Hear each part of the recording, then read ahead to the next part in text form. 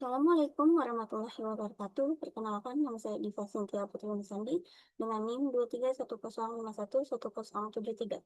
Pada kesempatan kali ini saya akan mempresentasikan hasil proyek ETA saya atau Extract Transform Load menggunakan PDI atau Pentaho Data Extraction.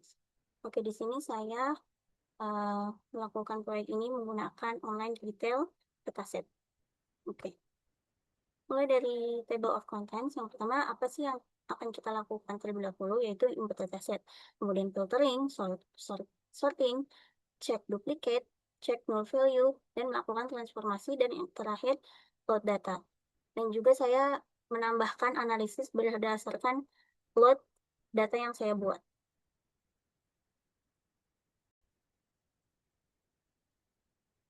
Ya, lanjut ke bagian input dataset, yang dimana before-nya itu untuk data invoice no itu tipenya integer, kemudian saya ubah menjadi string.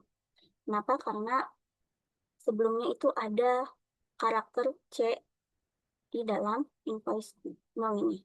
Kemudian yang saya ubah itu di invoice date yang tadinya string, saya ubah menjadi date dan diubah formatnya.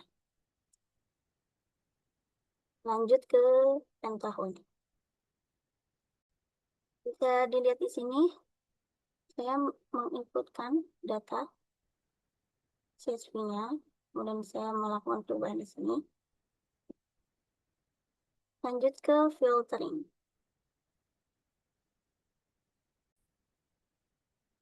Untuk filtering di sini, kondisinya saya membuat filter data pada kolom invoice no yang mengandung huruf C. Jadi yang mengandung huruf C saya filter, kemudian filter quantity yang dimana harus lebih dari 0. Karena kan quantity nggak ada yang minus kan. Terus juga filter unit price-nya harus juga lebih dari 0. Dan bisa dilihat di sini untuk filter. Jadi saya udah bilang invoice-nya saya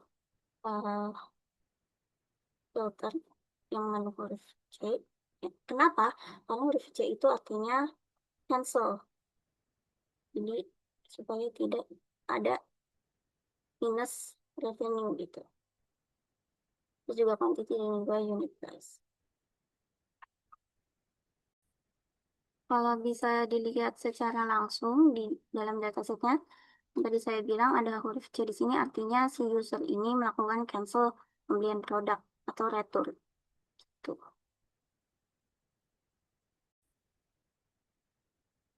Setelah melakukan filtering, di sini saya melakukan sorting, yang dimana saya mensorting atau mengurutkan data berdasarkan kunci utama itu ada invoice no, stok kode, customer ID, invoice date.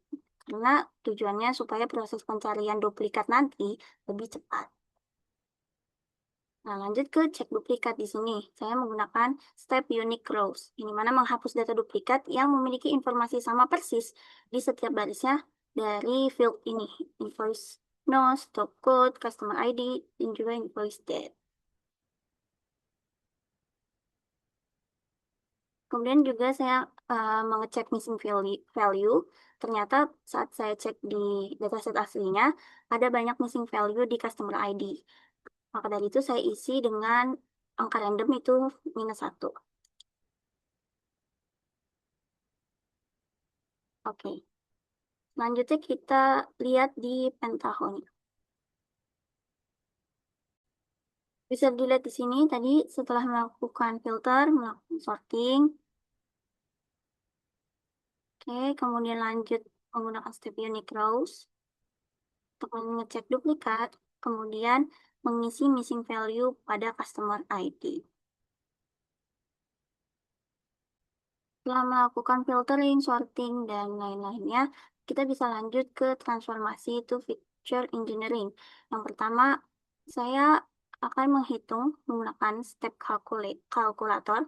Itu adalah fungsinya untuk menambah informasi baru atau kolom baru yang nggak ada di data mentah sebelumnya. Itu saya menambahkan kolom namanya total sales, yang dimana Itu dia menghitung total uang per transaksi menggunakan rumus quantity dikali unit price untuk melihat total sales-nya itu berapa gitu. Setelah membuat step ini, lanjut ke step selanjutnya dengan memecah kolom invoice date menjadi satuan waktu yang lebih kecil. Karena nantinya saya akan menganalisis dari tiga tipe ini. Yang pertama, saya buat berdasarkan year, month, dan quarter. Ada year data, month data, dan quarter data. Sini memecah invoice menjadi satuan waktu yang lebih kecil fungsinya agar bisa melakukan analisis tren berdasarkan periode tertentu. Nah, setelah melakukan analisis transformasi sebelumnya, kita lihat dulu di pentagonnya seperti apa. Oke, tadi saya hitung di total sales, mana saya akan menghitung dari quantity dikali unit price, yang menghasilkan field total sales. Lanjut ke kalkulator untuk nentuin year-nya berdasarkan invoice date, kemudian berdasarkan month, di sini untuk field berdasarkan invoice date juga, dan juga quarter berdasarkan invoice date juga. Setelah ini dibuat, kita bisa mendapatkan data yang sudah bersih. Berdasarkan tadi kita udah melakukan step filter, sort row, unique rows, terus juga cek duplikat, terus kita juga melakukan perhitungan-perhitungan yang lainnya. Oke, setelah kita melakukan transformasi, selanjutnya itu meload data yang sudah bersih atau clean data. Di sini step name-nya saya beri nama data sales yang sudah bersih, kemudian koneksinya koneksi online retail, terus table yang saya buat itu adalah fact sale clean. Nah, ini hasil dari SQL-nya seperti ini, di mana menyimpan seluruh detail transaksi yang sudah bersih dan lengkap dengan kalkulasi sebelumnya. Bisa dilihat di sini untuk table output yang tadi, data yang sudah bersih, field-nya yang tadinya hanya 8 menjadi 12 karena ditambah dari total sales, year data, month data, dan juga quarter data. Kemudian, setelah kita membuat data yang sudah bersih, membuat table data yang sudah bersih, saya akan menganalisis tiga tipe, yaitu analisis berdasarkan regional sales, time-based trends berdasarkan bulan, dan juga product performance.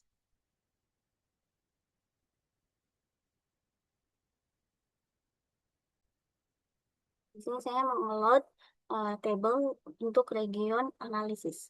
Yang pertama kita ambil step memory group, kemudian sort row berdasarkan total regional revenue, dan juga table outputnya mau diberi nama apa, saya beri nama region analysis. Stepnya seperti ini. Tujuannya yaitu untuk mengelompokkan total pendapatan berdasarkan negara. Nah, gunanya untuk melihat pasar mana nih yang paling memberikan profit untuk bisnis ini.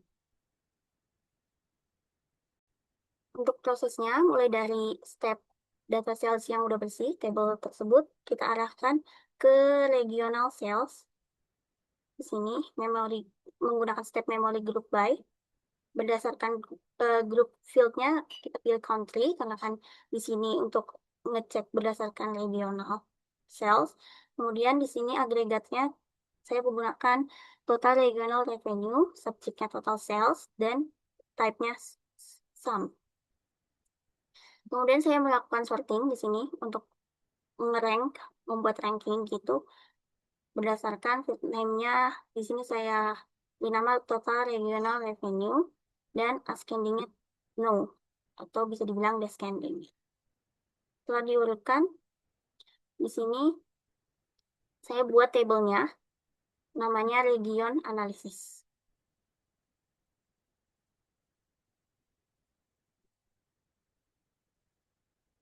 Dan bisa dilihat di sini dari PHP My Admin. Tadi saya sudah buat table region analysis dan hasilnya seperti ini. Untuk country United Kingdom, dia total regional revenue-nya paling tinggi. Itu 228.892.792 dan disusul oleh Netherlands, ER, EIRE, Germany, France, Australia, dan seterusnya. Setelah menganalisis region, berdasarkan region, lanjut saya menganalisis tipe yang kedua itu berdasarkan time trend analysis. Ya, untuk stepnya, pertama saya menggunakan memory group by seperti biasa. Terus kita ambil group fieldnya itu berdasarkan year data dan month data. Nah, agregatnya itu saya beri nama total sales amount, subjeknya total sales seperti biasa dan type-nya sum. Kemudian table outputnya diberi nama analisis time trends.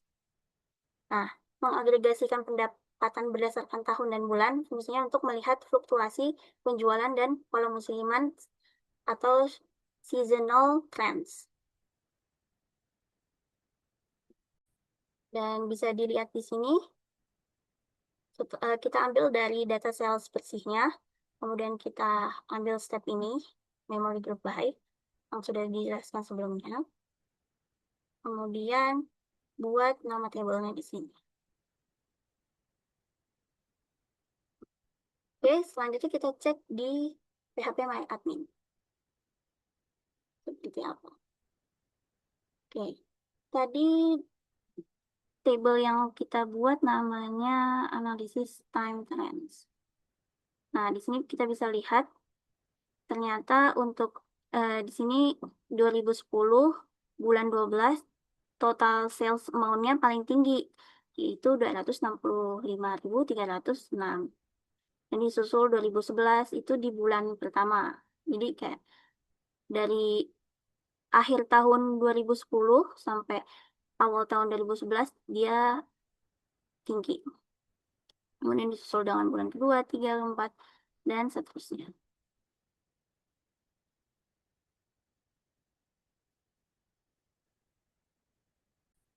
Mohon maaf, ini difilter berdasarkan year data, jadi mulai dari 2010 sampai 2011 akhir. Tapi kalau untuk dilihat dari total sales amount tertinggi ada di bulan 2026.000, berarti paling tinggi itu di sini 493.324 di 2011 bulan 11. Setelah melakukan load data untuk time trends analysis, melanjut ke load data untuk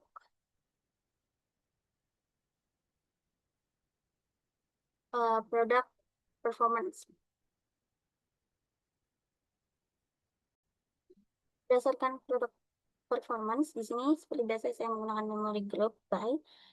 Namun di sini untuk group field-nya menggunakan description karena kita ingin tahu nama produknya. Kemudian agregatnya itu total product revenue berdasarkan revenue. Jadi subjeknya juga total sales dan type-nya sum. Dan dilanjut dengan sorting. Di sini field name-nya total product revenue dan ascending-nya no alias descending. Kemudian dilanjut dengan pembuatan table output-nya. Saya beri nama target table itu top product analysis. Nah, tujuannya apa? Itu untuk mengelompokkan data berdasarkan deskripsi produk dan mengurutkannya. Nah, step rank di sini berfungsi memberikan peringkat 1 sampai N untuk menentukan produk bestsellernya.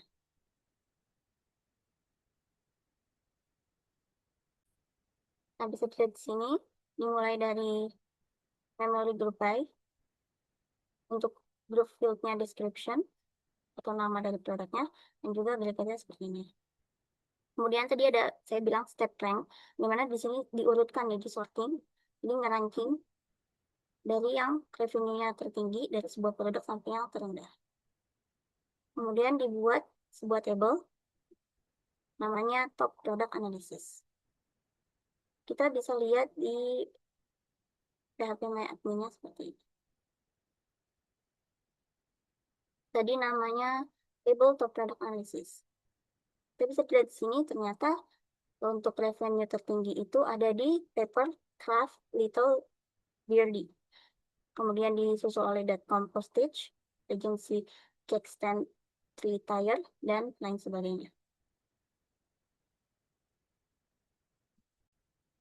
Oke, setelah kita melakukan flow data dan juga transformasi dan juga sebelumnya transformasi itu ada filtering dan lain sebagainya, selanjutnya saya akan menganalisis hasil dari data-data yang sudah kita transformasikan. Tadi yang pertama untuk menganalisis market segmentation atau regional analysis, kemudian yang kedua itu time series forecasting atau time based trends, dan yang terakhir product performance. Oke, business analysis yang pertama di sini terlihat untuk analisis berdasarkan country, mulai dari United Kingdom dan yang lainnya. Tapi untuk lengkapnya ada di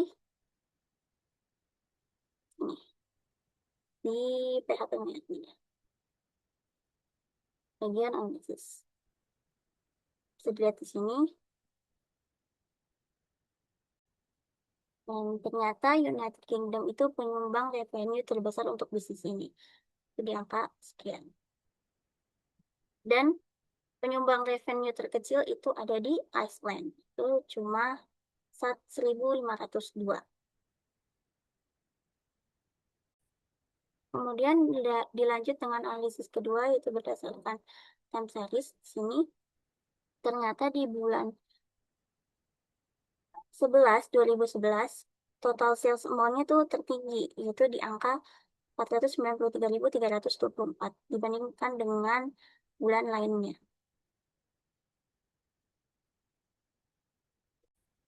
Dan analisis yang terakhir yaitu berdasarkan top produk yang paling banyak diminati. Itu yang pertama ada papercraft, itu di angka 161.990. Untuk lebih jelasnya kita lihat di PHP MyAdmin-nya.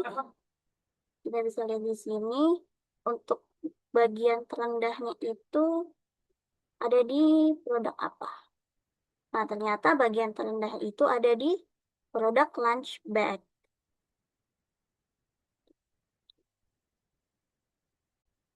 Ya, kenapa sih alasannya saya menganalisis tiga hal tersebut? Karena dengan mengetahui peringkat produk berdasarkan revenue, manajemen dapat menerapkan strategi stock optimization. Jadinya produk yang berada di peringkat paling atas harusnya dipastikan selalu tersedia atau stoknya banyak. Sedangkan produk yang di tingkat bawah bisa dievaluasi untuk dikurangi stoknya. Dan untuk analisis keduanya, itu perusahaan dapat melihat negara mana aja sih yang memberikan kontribusi besar gitu, revenue terbesar untuk bisnis ini. Itu dan ini bisa membantu departemen pemasaran nih untuk mengalokasikan anggaran iklan atau promosi secara lebih efisien. Dan berdasarkan time based trends, di sini gunanya untuk melihat nih fluktuasi penjualan per bulan seperti apa. Perusahaan ini bisa memprediksi kapan masa panen atau peak season-nya. Terus misalnya jika ada tren yang melonjak misalnya di akhir tahun, si bisnis ini perusahaan bisa merekrut staff atau tambahan atau meningkatkan kapasitas server dan lain sebagainya dari jauh-jauh hari.